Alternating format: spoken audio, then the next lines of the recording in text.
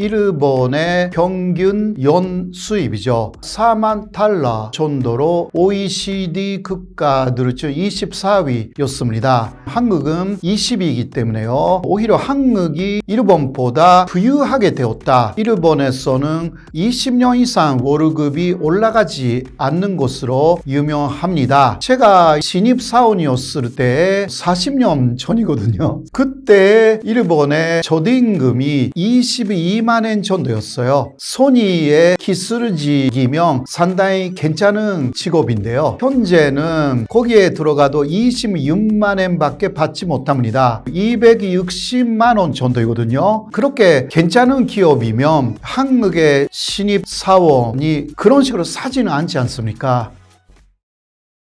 최근 일본 증시랑 부동산이 많이 오르고 있다고 하는데요. 일본 경제가 정말 살아나고 있는 것인지. 예, 사실 특히 올해 들어왔어요. 2월 22일에 과거의 일본 주가의 사상 최고치를 경신했습니다. 그게 1989년에 4만 8,900엔 정도를 찍었는데요. 그것이 최고치였는데 이후 거품이 꺼졌고 리먼 쇼크도 있었고요.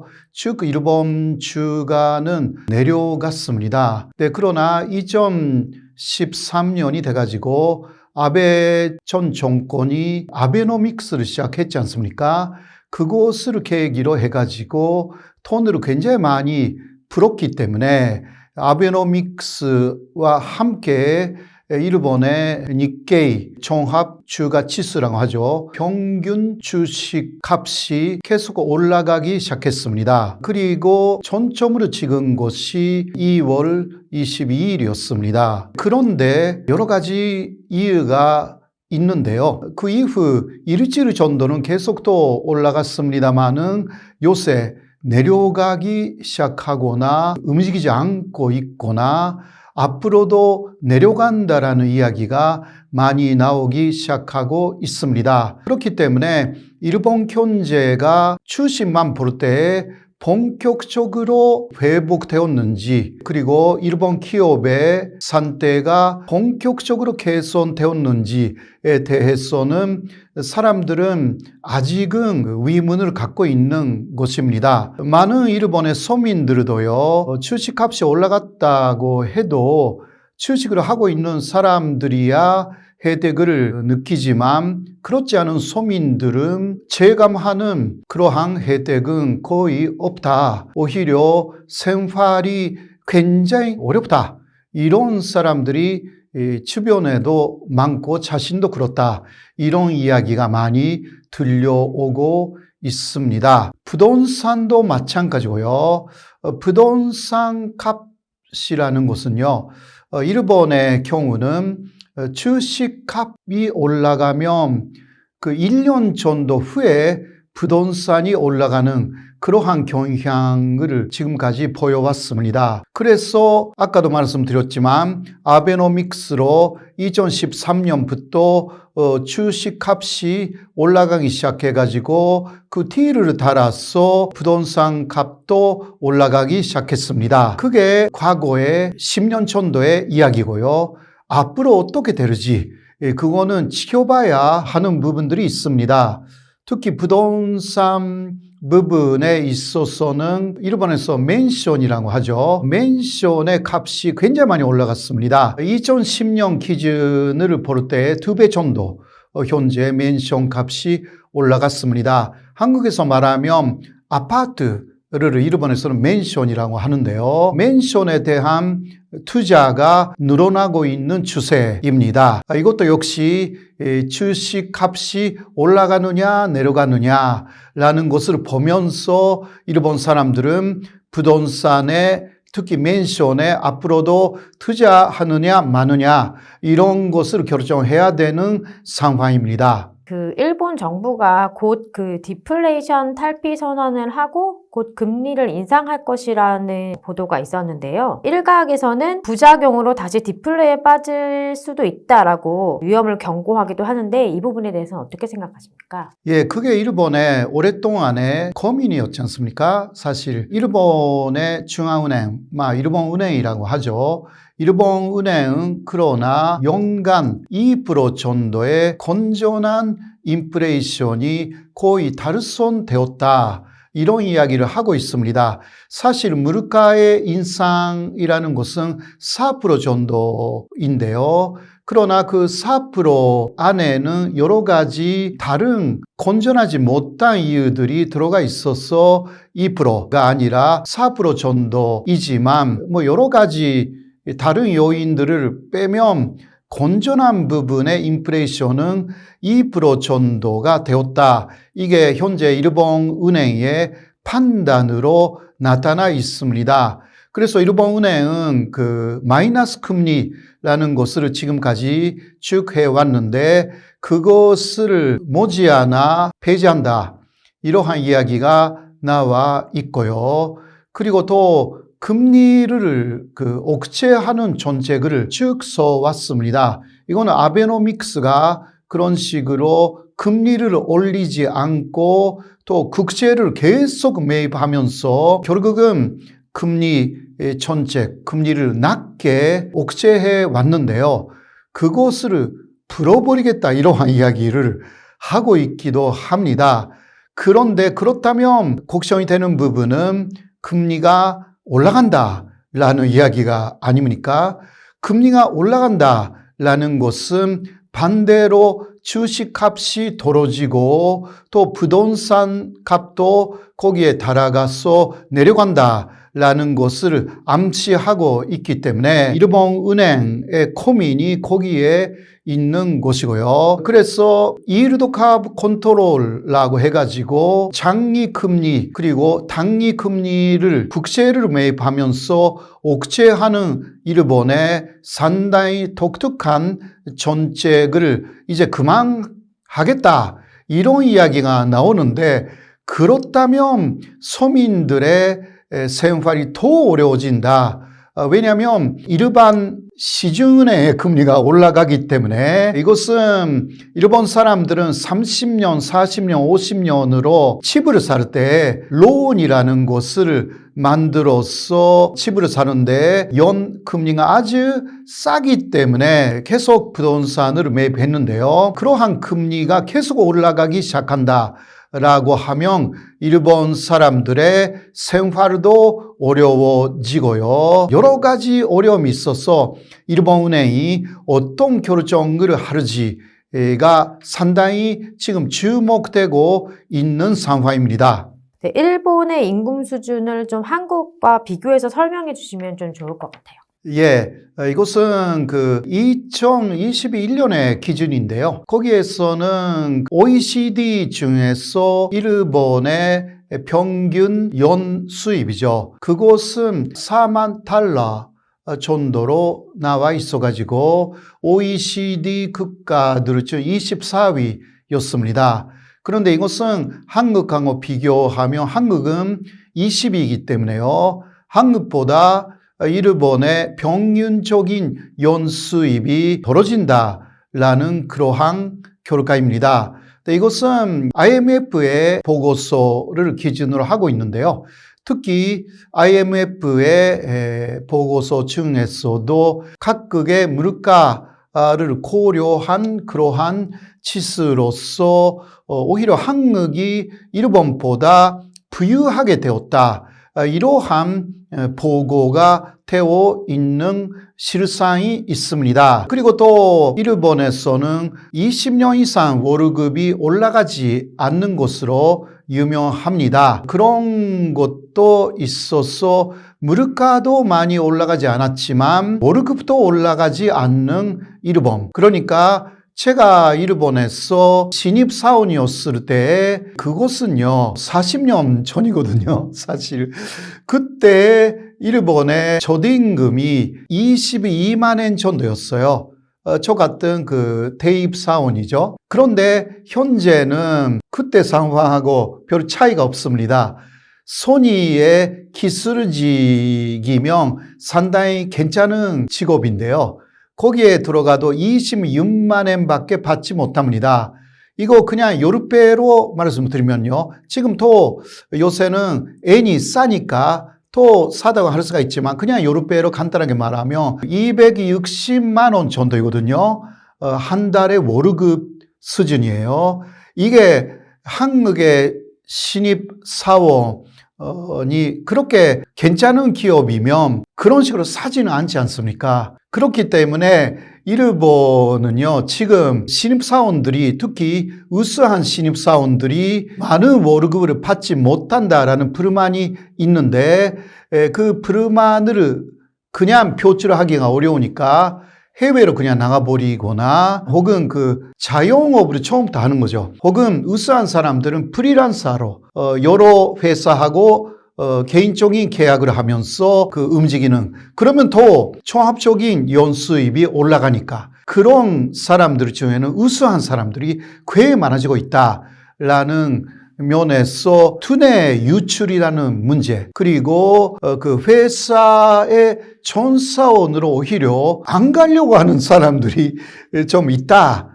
그러니까 인력 부족이라는 현상이 사람들은 많지만 인력이 부족한다라는 현상이 일본에서 벌어지고 있는 업종들이 꽤 많습니다. 일본 내에서는 법정 퇴직금이 없다라는 기사를 봤거든요. 성과급 제도가 혹시 존재를 하고 있나요? 예, 먼저 법정 퇴직금은 없습니다. 법으로 퇴직금은 지불해야 된다라는 법적 조항이 일본에서 없습니다. 예, 그건 사실입니다. 그러나 일단 회사의 규칙이 있지 않습니까? 정관이나 그런 데에 퇴직금을 지불해야 된다. 라는 게 있으면 거기에 달아야 하는 것이고요. 그래서 회사마다 다른 상황이 있습니다. 그렇기 때문에 퇴직금 자체가 없는 회사도 존재하고요. 그리고 인센티브 제도가 있잖아요. 그것도 있는 회사가 있고 없는 회사가 있습니다. 물론 있는 회사들이 많아지고 있는 그러한 상황이 있습니다. 아무래도 그러면 인센티브 제도가 있으면 열심히 하지 않습니까? 그러나 인센티브의 단점으로 말하는 그러한 이론도 없지 않아 있습니다. 그것은 우수한 사람들이 자기만 계속 그 인센티브를 얻으려고 노하우를 나눠주지 않는다. 라든가 혹은 그 수치로 뭔가 평가를 하기 어려운 그러한 업종이라든가 회사 안에서도 그러한 부서가 있지 않습니까? 그런 데가 인센티브라는 것이 회사에 있다 하더라도 받기 어렵다라든가 여러 가지 단점도 논의가 되어 있기 때문에 이러한 부분들이 일본에서는 종합적으로 논의가 되어 있어서요. 그리고 또 하나는 일본 사람들의 기본은 월급을 올려달라라든가 인센티브 제도를 개선해달라라든가 건조하게 이거 좀 해달라라는 이야기를 많이 하지 않는 문화가 일본의 문화입니다. 그래서 어떤 사람이 이런 이야기를 했습니다. 세계의 기업들 중 많은 세계 기업은 거기에 있는 70% 정도의 사원들이 그 월급을 올려달라라고 이야기를 한다. 그러나 일본에서는 그게 반대다. 70%는 월급을 올려달라라는 소리를 안 하는 그러한 회사원들로 손대어 있는 게 일본의 회사들이다.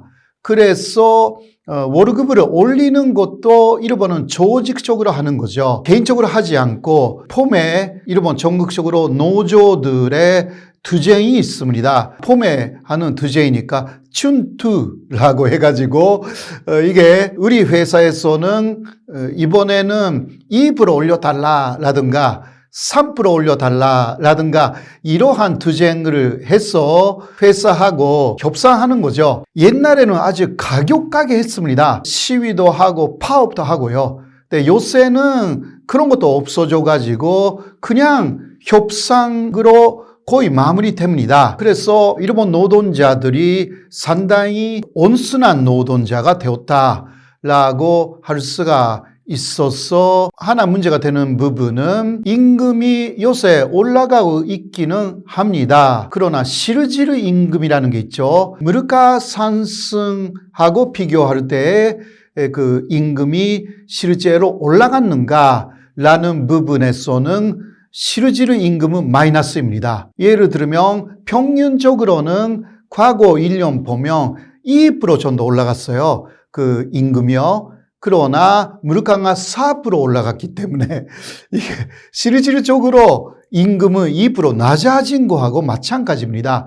이 문제가 아직 그 일본 전체가 해결을 못하는 문제로 남아 있어가지고 일본 은행이 여기서도 고민을 하고 있습니다. 이러한 상황에서 아무리 대기업이 이익을 많이 냈다 하더라도 금리를 완전히 자유화했을 때 서민에 대한 타격이 크다라는 면에서 일단 일본 은행이 금리 정책에 대해서 아주 신중한 입장. 사실 현재 그 우에다라는 일본은행 존재는요, 금리 정책을 완전히 바꾸기 위해서 1년 전에 취임을 했어요. 그러나 1년간 전혀 못했습니다. 서민들이 아주 어렵다. 그리고 중소기업이 아주 어렵다라는 것을 오히려 일본은행 전쟁이 되면서 알게 돼가지고요. 함부로 금리 정책을 자유화하거나 금리를 올리는 방향으로 하면 대기업은 괜찮다 하더라도 일본 전체로 이게 타격이 크다. 그러면 또 일본 정권, 키시다 정권에 대한 타격도 엄청나게 크기 때문에 사실 아까도 이야기했지만 금리를 자유화한다라든가 마이너스 금리를 해제한다라든가 뭐 마이너스 금리 정도는 해제할 수도 있지만 그러나 금리를 급속하게 자유화하기는 상당히 어려운 상황이다라고 일단 저는 보고 있는 거예요. 그렇게 보는 일본 전문가들도 상당히 많습니다. 그럴 경우는 갑자기 금리가 올라가지 않기 때문에 일본 주식이 처음부터 올라갈 거예요. 그러한 금리가 올라가면 주식은 내려가고 부동산 값도 내려간다. 이거는 간단한 법칙이거든요. 그 정도는 여러분들도 잘 아시는 부분이 아닐까 생각합니다. 물론 개인차마다 다르겠지만 일본인들은 보통 임금을 어떻게 관리하는지. 뭐 전체를 100으로 하면요. 30% 정도가 집세예요. 그러니까 월세 혹은 그 론으로 그냥 매달은 내야 되는 돈이 있잖아요. 그 집을 샀는데 그거 계속 갚아야 되는 돈이 있죠. 그게 25%에서 30% 거기에 내야 되고 역시 30% 정도가 생활비, 뭐 식비라든가 기타 뭐 수도요금이라든가 많이 있잖아요. 또 나머지 20% 정도로 저축을 합니다. 가장 저축하는 게 일본 사람들의 기본적인 재택 행동이고요. 아무리 금리가 싸다고 해도 주식 투자를 한국은 굉장히 많이 하잖아요. 코인도 많이 하고. 일본은 주식 투자를 하는 사람들이 있기는 하지만 그래도 50% 정도의 사람들은 저축을 그냥 해요. 그건 그 안전하다고 생각하는 거죠. 그리고 레저 비용이라든가 이런 게 있잖아요. 노는 거. 그런 것은 뭐 5%에서 10% 정도. 그러니까 되도록 많이 노르지 않아요. 근데 지금 말씀드린 것은요, 평균적인 일본의 일단 가정을 가진 사람들의 이야기입니다. 젊은 사람들은 조금 더 자신이 하고 싶은 것을 하는 비중이 많은데 평균적인 일본인이라고 하면 가정을 조금 갖고 아이가 한 명 정도 있는 그 정도의 가정의 이야기를 지금 한 것입니다. 일본인들은 좀 검소하다는 이미지가 있는데요. 실제로 소비 성향은 어떤가요? 이게 세대 차이가 좀 있어요. 네, 요새는 그 MZ세대라고 일본에서도 이야기를 하거든요. 네, MZ세대, 특히 Z세대라는 사람들은 굉장히 검소하다라기보다 돈을 안 씁니다. 현실적입니다. 왜냐하면 그 사람들은요, 1990년대 후반쯤에 태어난 사람들이에요. 그때부터 일본이 어떻게 되었냐. 고품이 고졌고, 그리고 그 10년대 후반은 취업을 하려고 해도 못하는 취업 빈하기가 있었고요. 그리고 2000년대에 들어가도 리만 쇼크 라는 게 있었고, 그리고 또 그 사이에 큰 지진이 몇 번 있었고, 2011년에는 동북 대지진, 후쿠시마 원전 문제 일어났고요. 그래서 태어났을 때부터 뭔가 세계가 일본도 그렇고 불안하다. 그리고 돈이 쉽게 벌리는 세상이 아니다. 라는 것을 실감한 세대이기 때문에 상당히 현실적이고 예를 들면 브랜드품을 많이 모은다라든가 이러한 생각을 안 합니다. 자신이 좋아하는 것이면 투자를 하지만 그러나 무리해서 한국에서 말하잖아요. 영크루족이라고 해가지고 영혼까지 끌어모아서 부동산에 투자하거나 비트코인을 사거나 이러한 사고방식 자체가 이거 젊은 사람들에게는 없습니다. 일본에 90년대 후반에 태어난 현재까지. 그래서 일본 안에서는 그 비트코인 열풍이라든가 그런 것도 없고요. 물론 하는 사람은 합니다. 그러나 그것은 그 여유가 있거나 그런 거 하는 전문가들이 하는 것이고요. 주식에 대해서도 주식만 하는 사람들이 그거는 넷 트레이더라고 해가지고 그 전문가들이죠. 그것을 그 직업으로 하는 사람들이 있기는 해요. 그 한국은 예를 들면 국민 70% 80%가 부동산 투자한다라든가 그런 식으로 그 솔리잖아요. 경향이. 이게 일본은 없어요. 그리고 일본의 부동산은 한국하고 굉장히 다른 부분은 선분양 제도가 없어요. 일본에서는 지어놓고 팔아요. 그렇기 때문에 선분양 제도가 있는 한국의 부동산 시장은 먼저 분양받고 나중에 팔아서 차익금을 얻을 수가 있는 그러한 구조가 있지 않습니까? 그러나 일본에서는 부동산으로 투자를 해서 돈을 번다라는 생각을 하는 사람들이 많지 않습니다. 이유는 바로 후분양 제도가 일본의 기본적인 제도이기 때문이죠. 교수님께서는 그 일본 경제가 근본적으로 살아나기 위해서는 일본 R&D 투자랑 기업 경영인의 어떤 리더십이 있어야 된다라고 말씀해 주신 바 있는데요. 네네. 좀 자세한 설명 좀 부탁드립니다.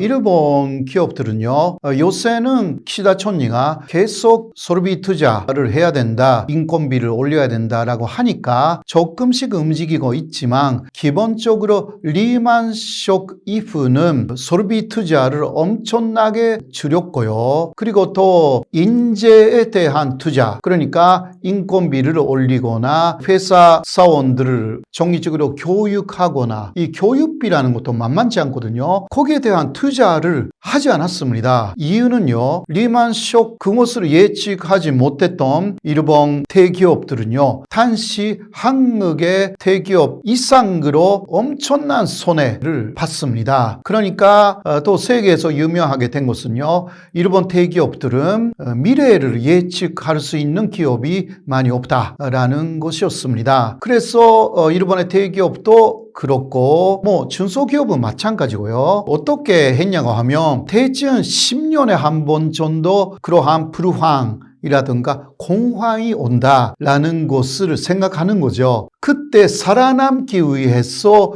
돈을 그냥 일반 개인들이 저축을 하듯이 내부 유보금라는 것을 계속 쌓아놓고 있는 것입니다. 그리고 또 중국에서 들어오는 아주 싼 물건들, 한국에서는 중국 제품은 싸지만 나쁘다라는 인식이 있는데요. 일본은 그 인식 이상으로 가격이 싸기 때문에 그 싼 가격하고 견제해야 된다 이렇게 됐어요. 그러니까 일본의 제품 가격을 낮추고 수입하는 원자재 가격은 계속 올라갔으니까 여기서 문제가 생기는 거죠. 그런데 그것을 그 제품 가격에 반영하지 못했어요. 자, 어떻게 했냐? 인건비를 줄인 것들. 그리고 투자하는 것을 많이 투자하지 않았어요. 결과적으로 IT, AI 이런 것이 급속하게 성장하는 세계 흐름에서 전체적으로 일본은 후퇴되어 버렸습니다. 이 부분이 개선이 되지 않는 한